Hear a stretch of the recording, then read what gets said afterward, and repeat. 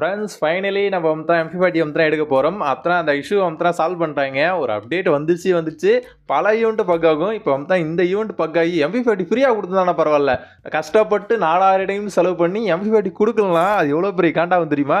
காலையிலேருந்து ஸ்பின் பண்ணி கண்ணு கிடைக்கல, ரிப்போர்ட் அடிச்சு அப்பயும் ஒரு ரிப்ளை வரல. சரி ரிப்ளை வரலன்னு சொல்லிட்டு கொஞ்சம் மற்றவங்களாம் வீடியோ போய் பார்த்தா எனக்கு மட்டும் இல்லை, முக்கால்வாசி பேர் கண்ணு கிடைக்கல. அப்புறம் 200 ஸ்பின் இல்லை, அவன் 10,000 டைம் செலவு பண்ணியிருக்கான், 15,000 டைம் செலவு பண்ணியிருக்கான், எவனுக்குமே கண்ணு கிடைக்கல. அப்புறம் தான் தெரியுது இது டெக்னிக்கல் இஷ்யூ அப்படின்னு சொன்னாங்க. இல்ல தெரியாம தான் கேட்கறோம். அந்த டெக்னிக்கல் இஷ்யூன்னு சொல்றியே, மற்ற டைம் பூரா ரீஃபண்ட் பண்ணும் அந்த மாதிரி எதனா சொன்னீங்க. அவங்க என்ன சொல்லியிருக்காங்க அப்படின்னு பார்த்தீங்கன்னா, டோட்டலாக 200 ஸ்பின் பண்ணியிருப்பீங்க.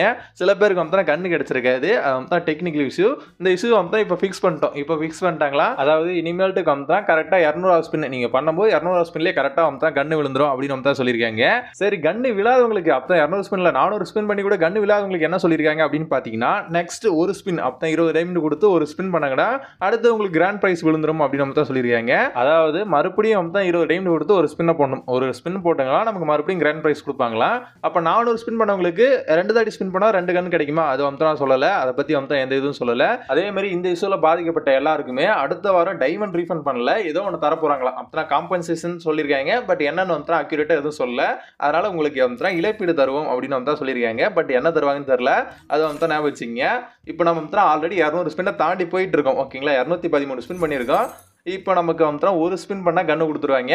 பட் அந்த ஒரு ஸ்பின் பண்ணுறதுக்கு நமக்கு 5 டைம் கம்மியாக இருக்கிற காரணத்தினால் மறுபடியும் நம்ம வீக்லி லைட்டு போட போகிறோம். ஏன்னா இருக்கிற காசு பூரா காலையிலேயே கொஞ்சம் கொஞ்சமாக சேர்த்து வச்சதெல்லாம் 1 2 சொல்லிட்டு எக்ஸ்ட்ராவாக போச்சு. அதனால் இல்லை. பட் இருந்தாலும் இப்போ ஒரு ஸ்பின் பண்ணால் கொடுப்பேன்னு சொல்லியிருக்காங்க. இப்போ நமக்கே எவ்வளோ டைமண்டு, ஒரு 300 டைமண்ட் ஆட்டையை போட்டாங்க. அதுவும் கரெக்டாக ஸ்பின் பண்ணி விழுந்தாதான். முடிஞ்சால் லக்கில் கூட விழுந்திருக்கும். அதெல்லாம் கருணாகரன் என்னென்ன பித்தலாட்டம் பண்ணுறேன்னு யாருக்கு தெரியும். சரி ஓகே, அது விடுங்க. இப்போ நம்ம கரெக்டாக ஒரு 45 டைமண்ட் இருக்குது. இப்போ என்ன பண்ண போகிறோன்னா, ஒரு ஸ்பின் பண்ணால் நமக்கு ஒரு கன்று கிடச்சிரும். அது எந்த கண்ணுன்னு தெரில. ராயல் ஃப்ளாஷா எல்லோ ஃப்ளாஷா ஏதோ ஒன்று கொடுங்கடா கடவுளே. போன தாடி இந்த ஈவெண்ட்டில் தான் அதிகமாக டைன் போடுவாங்க. இந்த தாடி பக்காகி எவனுக்குமே லக்கில் கூட கொடுக்கல. லக்கிலே கொடுக்கல. 200 ஸ்பின் வந்தும் கொடுக்கல. அதுதான் பிரச்சனை. சரி ஓகே, இப்போ ஃபஸ்ட்டு ஸ்பின்லாம் கிடையாது. ஆல்ரெடி 213 ஸ்பின் பண்ணதுனால இப்போ ஒரு ஸ்பின் பண்ணி இப்போ கன் எடுக்க போகிறோம். நல்லபடியாக கொடுத்துருங்க. ப்ளூவா இல்லோவா. அப்பா ஃபைனலி எல்லோ போக்கர் நமக்கு கிடச்சிருக்கு மக்களே. இதுதான் ரொம்ப போராடி இந்த கன் எடுத்தது.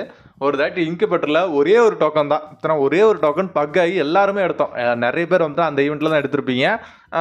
இப்போ எல்லோ போக்கருக்கு 4000 டைமண்டு அப்படின்னு கணக்கு போட்டு பார்த்தாலும் ஒரு 3000 2500 செலவாகுது. ஃபைனலி இந்த கண்ணை நம்ம எடுத்துட்டோம். அந்த இஷ்யூ சால்வ் பண்ணிட்டாங்க. இதை தெரிஞ்சுங்க. இப்படி தான் உங்கள் ஃப்ரெண்ட்ஸ் யாருனா ஸ்பின் பண்ணி கண்ணு கிடைக்கலாம், அவங்களுக்கு ஒரு 20 ஸ்பின் பண்ணுங்க.